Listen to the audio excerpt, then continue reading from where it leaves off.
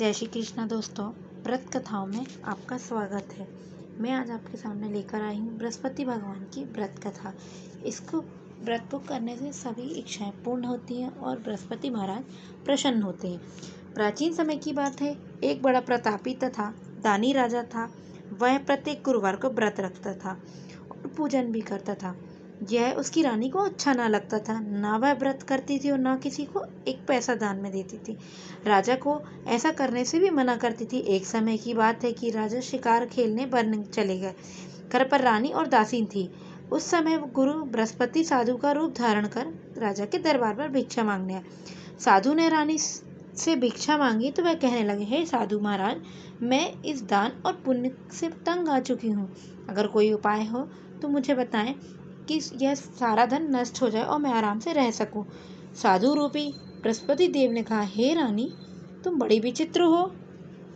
संतान और धन से कोई दुखी होता है? अगर तुम्हारे पास धनाधिक है तो तुम शुभ कार्यों में लगाओ, जिससे तुम्हारे दोनों लोग सुधर जाएं। परंतु साधु की इस बात से रानी खुश नहीं हुई। उसने कहा, मुझे ऐसे धन की आवश्यकता नहीं है। मैं जिसे दान दूं तथा जिसको संभालने में ही मेरा सारा जीवन नष्ट हो जाए। साधु ने कहा, यदि तुम्हारे ऐसी इच्छा है तो जैसा मैं बताता हूँ वैसा ही करना। बृहस्पतिवार के दिन तुम घर को गोबर से लीपना, अपने केसों को पीली मिट्टी से धोना, केसों को धोते समय स्नान करना, राजा से हजामत करने को कहना, भोजन में मांस मंदिरा खाना, कपड़े धोबी के साथ धुलने डालना। इस प्रकार 7 बृहस्पतिवार करने से तुम्हारा समस्त धन नष्ट हो जाएगा। इतना कहकर साधु बने बृहस्पति देव अंतर्ध्यान हो गए। साधु के कहे अनुसार रानी को केवल 3 बृहस्पतिवार ही बीते थे कि उसकी समस्त धन संपत्ति नष्ट हो गई। भोजन के लिए परिवार तरसने लगा। एक दिन राजा रानी से बोला, रानी, तुम यही रहो, मैं दूसरे देश जाता हूँ, क्योंकि यहाँ पर मुझे सभी जानते हैं, इसलिए मैं यहाँ कोई छोटा कार्य नहीं कर सकता। ऐसा कहकर राजा परदेश चला गया। वह वहाँ जंगल से लकड़ी काट कर लाता और शहर में बेचता। इस तरह वह अपना जीवन व्यतीत करने लगा। इधर राजा के बिना रानी और दासी दुखी रहने लगे। एक समय जब रानी और दासियों को 7 दिन बिना भोजन के रहना पड़ा तो रानी ने अपनी दासी से कहा, हे दासी, पास के ही नगर में मेरी बहन रहती है। वह बड़ी धनवान है। तू उसके पास जा और कुछ लेकर आ, ताकि थोड़ा बहुत गुजारा बसर हो जाए। दासी रानी की बहन के पास गई।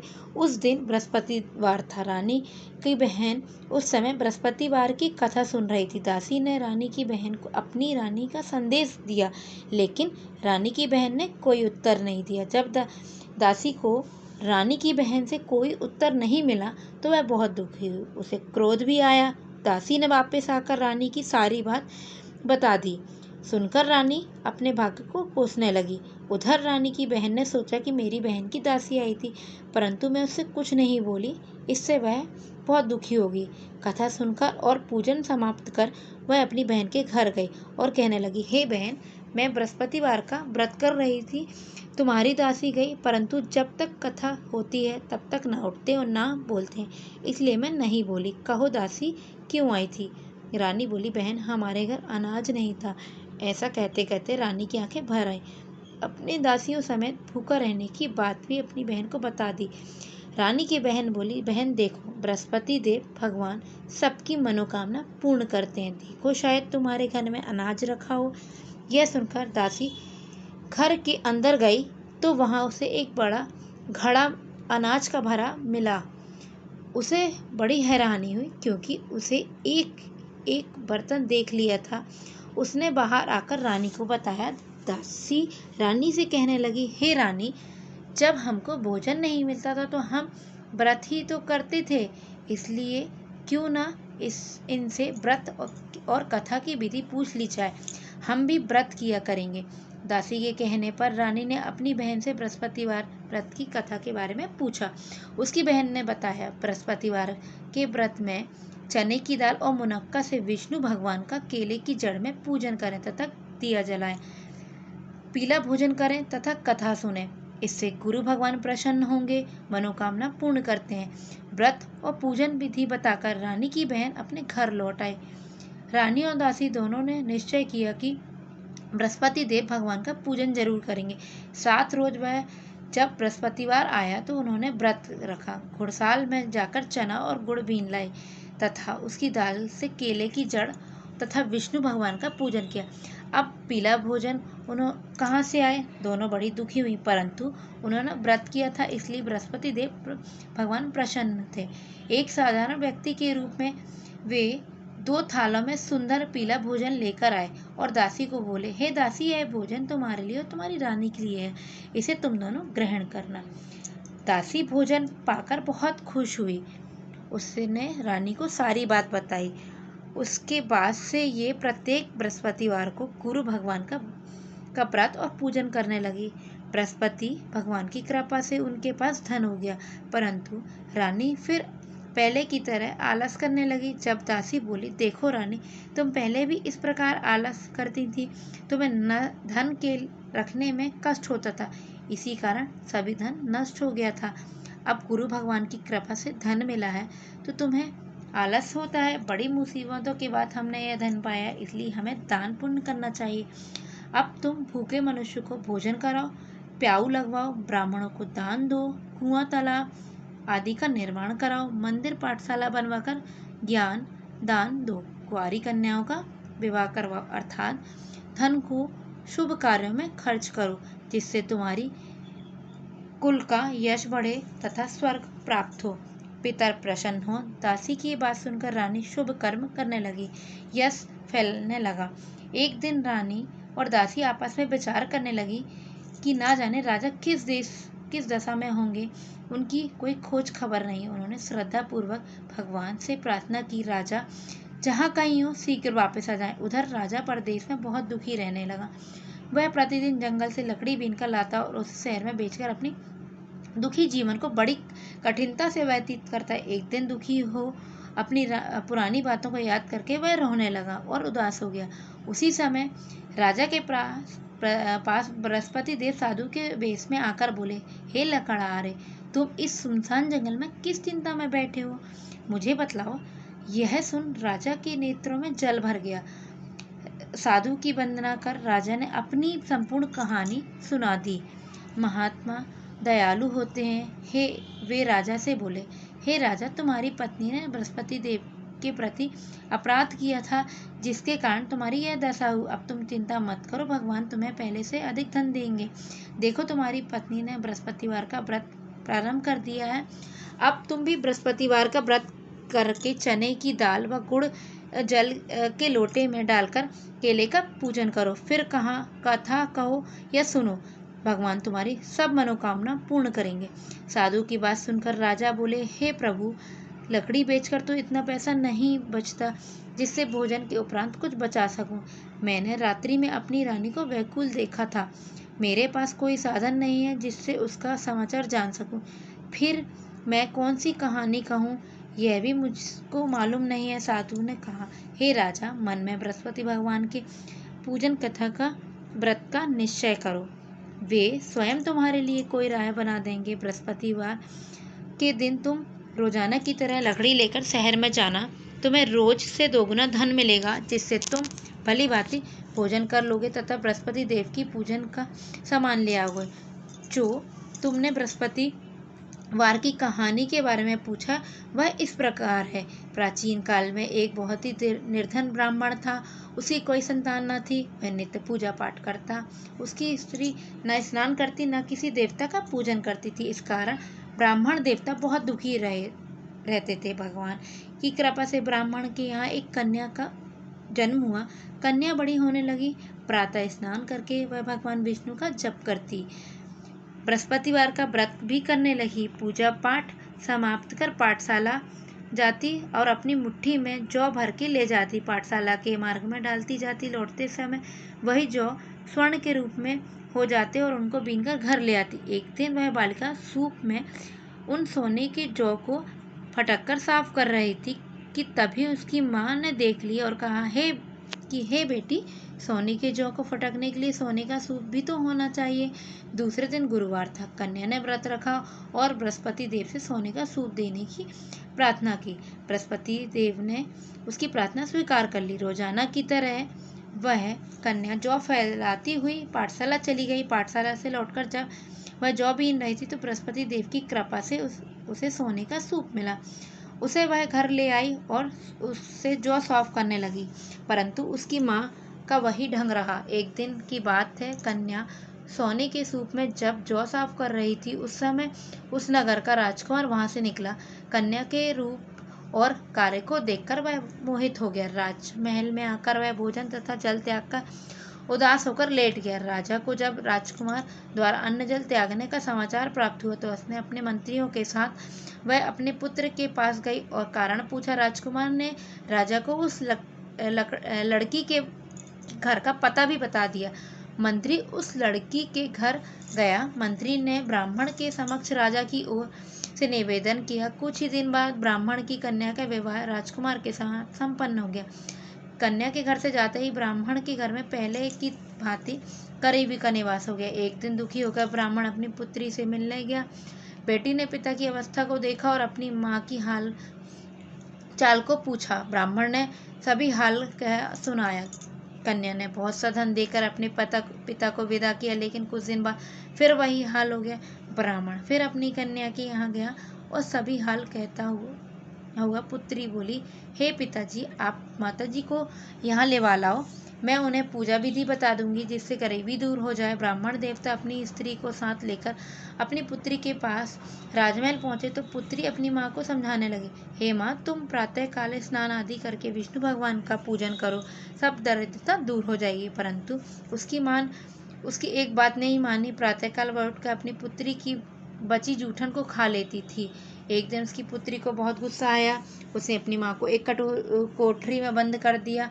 प्रातः उसे स्नान आदि कराकर पूजा पाठ करवाया तो उसकी माँ की बुद्धि ठीक हो गई। इसके बाद वह नियम से पूजा पाठ करने लगी और बृहस्पति देववार का व्रत करने लगी।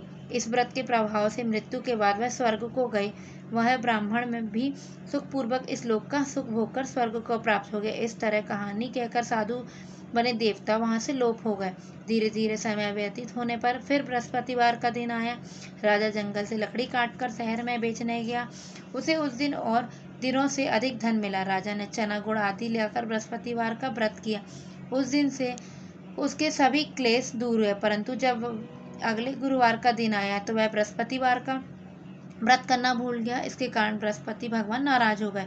उस दिन उस नगर के राजा ने विशाल यज्ञ का आयोजन किया था तथा अपने समस्त राज्य में घोषणा करवा दी थी कि सभी मेरे यहाँ भोजन करने आवे, किसी के घर चूल्हा न जले। इस आज्ञा को जो कोई न मानेगा उसे फांसी दे दी जाएगी। राजा की आज्ञा अनुसार राज्य के सभी बासी राजा के भोजन में सम्मिलित हुए, लेकिन लकड़हारा कुछ देर से पहुंचा, इसलिए राजा उसको अपने साथ महल में ले गया। जहाँ राजा लकड़हारे का भोजन करा रहे थे तो रानी की दृष्टि उस खूंटी पर पड़ी जिस पर उसका हार लटका हुआ था। उस हार खूंटी पर लटका दिखाई नहीं दिया। रानी को निश्चय हुआ कि मेरा हार इस लकड़हारे ने चुरा लिया। उसी समय सैनिक बुलवाकर उसको जेल में डलवा दिया। लकड़हारा जेल में विचार करने लगा कि न जाने कौन से पूर्व जन्म के कर्म से मुझे यह दुख प्राप्त हुआ है, और जंगल में मिले साधु को याद करने लगा। तत्काल बृहस्पति देव साधु के रूप में प्रकट हुए और कहने लगे, अरे मूर्ख, तूने बृहस्पति देवता की कथा नहीं की, उसी कारण तुझे यह दुख प्राप्त हुआ। अब चिंता मत कर, बृहस्पतिवार के दिन जेल खाने के दरवाजे पर तुझे 4 पैसे पड़े मिलेंगे, उससे तू बृहस्पतिवार की पूजा करना तो तेरे सारे कष्ट दूर हो जाएंगे। अगले बृहस्पतिवार से जेल के द्वार पर 4 पैसे मिले। राजा ने पूजा का सामान मंगवाकर कथा कही और प्रसाद बांटा। उसी रात्रि में बृहस्पति देव ने उस नगर के राजा को स्वप्न में कहा, हे राजा, तूने जिसे जेल में बंद किया है उसे कल छोड़ देना, वह निर्दोष है। राजा प्रातःकाल उठा और खूंटी पर हाथ टंगा देखकर लकड़हारे को बुलाकर क्षमा मांगी तथा राजा के योग्य सुंदर वस्त्र आभूषण भेंट कर उसे विदा किया। गुरुदेव की आज्ञा अनुसार राजा अपने नगर को चल दिया। राजा जब नगर के निकट पहुंचा तो उसे बड़ा ही आश्चर्य हुआ। नगर में पहले से अधिक बाग, तालाब, कुएं तथा बहुत सी धर्मशालाएं, मंदिर आदि बने हुए थे। राजा ने पूछा कि यह किसका बाग और धर्मशाला है। तब नगर के सब लोग कहने लगे कि यह सब रानी और दासी द्वारा बनवाए गए हैं। राजा को आश्चर्य हुआ और गुस्सा भी आया कि उसकी अनुपस्थिति में रानी के पास धन कहाँ से आया होगा। जब रानी ने यह खबर सुनी कि राजा आ रहे हैं तो उसने अपनी दासी से कहा, हे दासी, देख, राजा हमको कितनी बुरी हालत में छोड़कर गए थे, वह हमारी हालत देखकर लौट ना जाए, इसलिए तू दरवाजे पर खड़ी हो जा। रानी के आज्ञा अनुसार दासी दरवाजे पर खड़ी हो गई और जब राजा आए तो उन्होंने अपने साथ महल में लेवा लाए। तब राजा ने क्रोध करके अपनी तलवार निकाली और पूछा, बताओ यह धन तुम्हें कहाँ से प्राप्त हुआ। तब रानी ने सारी कथा सुनाई। राजा ने निश्चय किया, मैं रोजाना दिन में 3 बार कहानी कहा करूँगा, रोज व्रत किया करूँगा। अब हर समय राजा के दुपट्टे में चने की दाल बंधी रहती तथा दिन में 3 बार कथा कहने लगता। एक दिन राजा ने विचार किया कि चलो अपनी बहन के यहाँ हुआ। इस तरह निश्चय कर राजा घोड़े पर सवार हो और अपनी बहन के यहाँ चल दिए। मार्ग में उसने देखा कि कुछ आदमी एक मुर्दे को लेकर जा रहे थे। उन्हें रोककर राजा कहने लगा, अरे भाइयों, मेरी बृहस्पतिवार की कथा सुन लो। वे बोले, लो, हमारा तो आदमी मर गया, इसको अपनी कथा की पड़ी है। परंतु कुछ आदमी बोले, अच्छा कहो, हम तुम्हारी कथा भी सुनेंगे। राजा ने दाल निकाली और कथा कहनी शुरू कर दी। जब कथा आधी हो गई तो मुर्दा हिलने लगा। जब कथा समाप्त हो गई तो राम राम कह के वह मुर्दा खड़ा हो गया। राजा आगे बढ़े, उसने चलते चलते शाम हो गई। आगे मार्ग में उसे एक किसान खेत में हल चलाता मिला। राजा ने उससे कथा सुनने का आग्रह किया, लेकिन वह नहीं माना। राजा आगे बढ़ चला। राजा के हटते ही बैल पछाड़ खाकर गिर गया तथा किसान के पेट में बहुत जोर से दर्द होने लगा। उसी समय किसान की माँ रोटी लेकर आई। उसने जब देखा कि अपने पुत्र से ऐसा हाल पूछा, बेटे ने सभी हाल बता दिया। बुढ़िया दौड़ी दौड़ी घुड़सवार के पास पहुंची और उसने देखा कि उसे देख बोली, मैं तेरी कथा सुनूंगी, तू अपनी कथा मेरे खेत पर ही कहना। राजा ने लौटकर बुढ़िया के खेत पर जाकर कही, जिससे सुनते ही बैल खड़े हो गए। किसान के पेट का दर्द भी बंद हो गया। राजा अपनी बहन के घर पहुंचा। बहन ने भाई की खूब मेहमानी की। दूसरे दिन प्रातःकाल राजा जगा तो वह देखने लगा कि सब लोग भोजन कर रहे हैं। राजा ने अपनी बहन से पूछा, ऐसा कोई मनुष्य जिसने भोजन नहीं किया, वो मेरी बृहस्पतिवार की कथा सुन ले। बहन बोली, हे भैया, यह देश ऐसा ही है। यहाँ लोग पहले भोजन करते हैं, बाद में कोई अन्य काम करते हैं। फिर वह एक कुम्हार के घर गई, जिसका लड़का बीमार था। उसे मालूम था कि उसके यहाँ 3 दिन से किसी ने भोजन नहीं किया। रानी ने अपने भाई की कथा सुनने के लिए कुम्हार से कहा। वह तैयार हो गया। राजा ने जाकर बृहस्पतिवार की कथा कही, जिससे उससे सुनकर उसका लड़का ठीक हो गया। अब तो राजा को प्रसन्नता होने लगी। एक दिन राजा अपनी बहन से कहने लगे, हे बहन, मैं अब अपने घर जाऊंगा, तुम भी तैयार हो जाओ। राजा की बहन ने अपनी सास से अपने भाई के साथ जाने की आज्ञा मांगी। सास बोली, हाँ चली जा, मगर अपने लड़के को मत ले जाना, क्योंकि तेरे भाई की कोई संतान नहीं होती। बहन ने अपने भाई से कहा, हे भैया, मैं तो चलूंगी, पर बालक नहीं जाएगा। अपनी बहन को भी छोड़कर दुखी मन से राजा अपने घर को लौट गया। राजा ने अपनी रानी से सारी कथा बताई और बिना भोजन किए सैया पर लेट गया। रानी बोली, हे प्रभु, बृहस्पति देव ने हमें सब कुछ दिया है, वे हमें संतान अवश्य देंगे। उसी रात बृहस्पति देव ने राजा को सपने में कहा, हे राजा, उठ, सभी सोच त्याग, तेरी रानी गर्भवती है। राजा को यह जानकर बड़ी खुशी हुई। 9वें महीने रानी के गर्भ से एक सुंदर पुत्र पैदा हुआ। तब राजा बोले, हे रानी, स्त्री बिना भोजन के रह सकती, परंतु बिना कहे नहीं रह सकती। जब मेरी बहन आए तो तुम उससे कुछ मत कहना। रानी ने हाँ कह दी। जब राजा की बहन ने यह शुभ समाचार सुना तो वह बहुत खुश हुई। तब बधाई लेकर अपने भाई के यहाँ आई। रानी ने तब आने का उल्हान दिया। जब भाई अपने साथ ला रहे थे तब टाल गई, उसके साथ ना आई। आज अपने आप ही भागी भागी बिना बुलाई आई। तो राजा की बहन बोली, भाई, मैं इस प्रकार न कहती कि तुम्हारे घर औलाद कैसे होती। बृहस्पति देव सभी मनोकामनाएं पूर्ण करते हैं। जो सद्भावना पूर्वक बृहस्पतिवार का व्रत करता है और एवं कथा सुनता है और दूसरों को कथा सुनाता है, बृहस्पतिवार उसकी सभी मनोकामनाएं पूर्ण करते हैं, उसकी सदैव रक्षा करते हैं। जो संसार में सद्भावना से गुरुदेव का पूजन एवं सच्चे मन से व्रत करता है, उसकी सभी मनोकामनाएं पूर्ण होती हैं। जैसी सच्ची भावना से राजा और रानी ने बृहस्पति देव की कथा का गुणगान किया तो सबकी मनोकामनाएं बृहस्पति देव ने पूर्ण की। अनजाने में भी हमें बृहस्पति देव की उपेक्षा न करें, ऐसा करने से सुख शांति नष्ट हो जाती है। इसलिए सबको कथा सुनने के बाद प्रसाद लेकर जाना चाहिए। हृदय से उनके मन करते हुए जयकारा बोलना चाहिए। बृहस्पति देव भगवान की जय।